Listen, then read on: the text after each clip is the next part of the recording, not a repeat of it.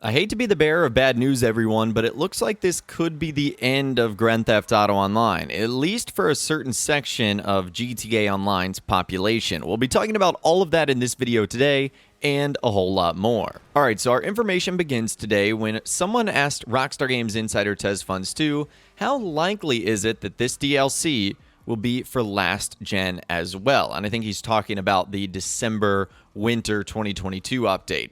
And he said they have been going back and forth with the idea of dropping last gen as per a reliable source. At the start of the year, Rockstar wasn't considering releasing the Criminal Enterprises update on last gen. Hence the major focus on the criminal careers added with the career builder. But that plan was postponed since the sales of the new consoles weren't doing great. Last we heard a few months ago, the plan was postponed again after the Criminal Enterprise release. But anything could have changed from that point up to now. All signs are pointing towards the PC version receiving the E&E or Gen 9 content, which would mean GTA Plus becoming available on the PC version as well. Once that happens, I don't see anything preventing Rockstar from saying adios to last gen because all the supported platforms would have GTA Plus. Alright, so lots to break down there, but essentially per insider TezFunds2's reliable source, which that's about as trustworthy as you can get, Rockstar have been teetering on this idea for quite some time now. They wanted to do it before and after the Criminal Enterprises update, and we know that because they added things like the Career Builder, which was a cool feature of the game, but it kind of was confusing when you still had the PlayStation 4 and the PS5, those versions supported. But apparently that was because the new console sales were not doing great.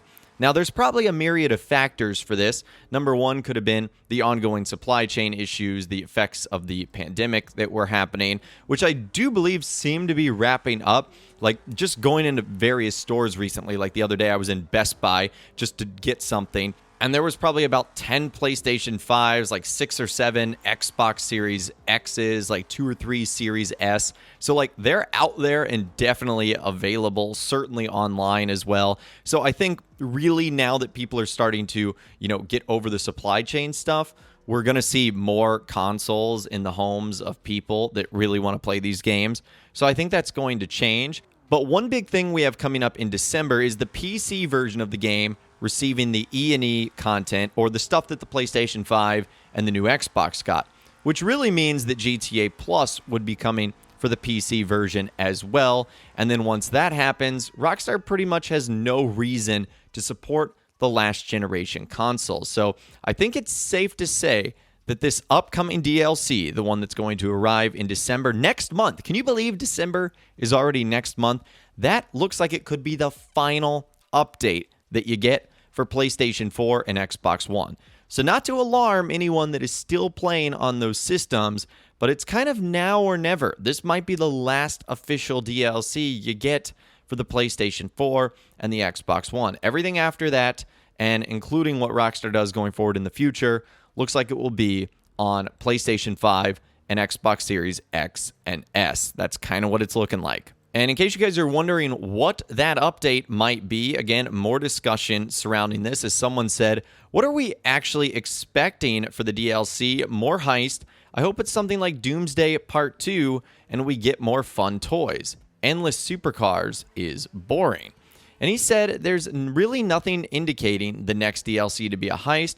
I thought we were going to have a new community heist challenge, but I was wrong, and turned out to simply be a month-long heist event. Just like last year, month-long event. So what he's basically saying is the heist event that Rockstar ended up doing doesn't necessarily guarantee that Rockstar is going to be doing a heist DLC come December. We've obviously heard the rumors that it might involve Michael DeSanta and the likes of the Agency and the Contract Part 2, but we don't know if it's going to be a heist DLC just because Rockstar did this month-long heist event, because it is different than the heist challenge that Rockstar issued 2 years ago. But just like last year, it is similar that it is a month-long event, so we definitely know that something is coming very, very soon. And speaking of the PC version receiving that expanded and enhanced content, there was some more discussion about that, with someone bringing up the point of improved ambient occlusion And he said there's an option to enable ray traced ambient occlusion on the PS5 and new Xbox settings file for GTA 5, but it's currently disabled. And in case you guys are wondering why something like that is disabled, someone who had a 380 Ti, which is an incredibly powerful graphics card, complained of frames per second being not good, and others complained of stuttering and freezing. So it's no surprise that Rockstar has decided to disable that option for the PS5 and Xbox Series X and S. It wouldn't make sense to add that if it was just going to make the quality of the game drop significantly. And since we're still on the subject of the PC platform, something that's been in the news recently is Rockstar removing most of the anti-cheat for PC and the impact that would ultimately have. And apparently there was more impact to that. As someone said, oh no, another bad news is the cheater with expensive mod menu can see the presence of a Rockstar admin in the session. Moreover, his software can clear the session or terminate its work as soon as the admin joins. With TezFunds2 following up saying that doesn't matter anymore because Rockstar implemented a new metric called Played With, and it sends out the RIDs of everyone within the lobby to Rockstar. Cheaters can't block that because every legit player in a session is constantly sending out that metric.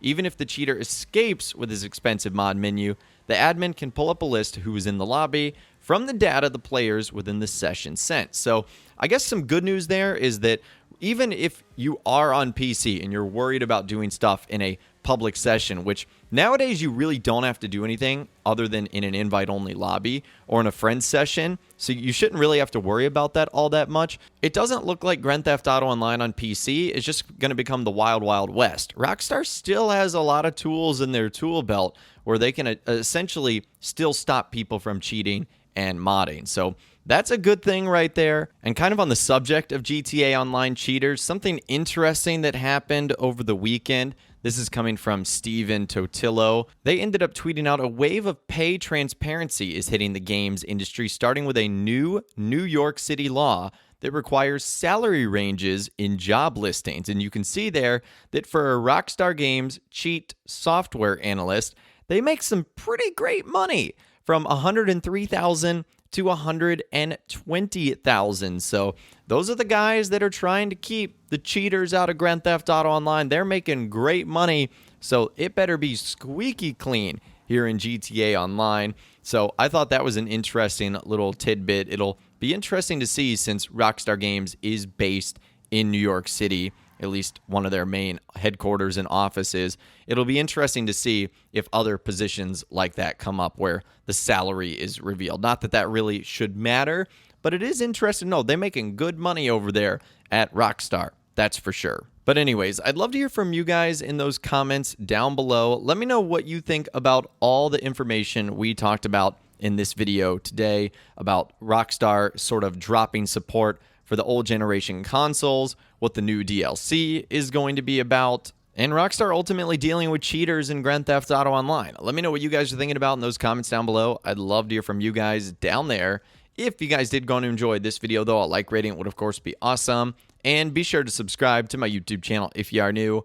You want to stay up to date on all the latest GTA and all the Rockstar Games videos that I'll be doing here on my channel. And be sure to ring that notification bell as well. Sometimes YouTube just doesn't work, and if you ring that bell, you'll always be guaranteed to be notified when new videos arrive. But of course, as always, guys, thank you all so much for watching.